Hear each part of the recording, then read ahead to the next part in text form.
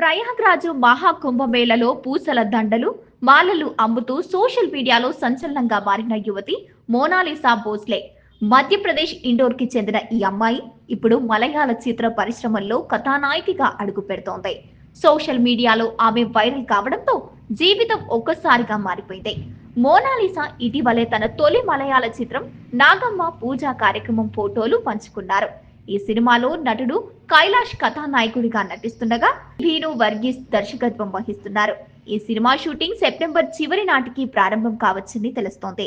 ఈ పూజా కార్యక్రమానికి ప్రముఖ మలయాళ దర్శకుడు సిబి మలయిల్లు హాజరయ్యారు.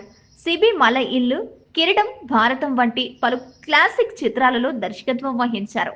మోనాలిసా భోస్లేకు ప్రస్తుతం 16 ఏళ్లు. ఆమె గతంలో నర్మదా నది ఒడ్డున పూసల మాలలు అమ్ముకునేదే. ఒక కంటెంట్ క్రియేటర్ ఆమె వీడియోను పోస్ట్ చేయడంతో ఆమె అందం, ముఖ్యంగా కళ్ళు అందరినీ ఆకర్షించాయి. అయితే ఆమెకు లభించిన ఈ ప్రచారం కొన్ని వేధింపులకు కూడా దారితీస్తుంది. దీంతో ఆమె కుటుంబం ప్రయాగ్రాజ్ ను వదిలి వెళ్లవలసి వచ్చింది.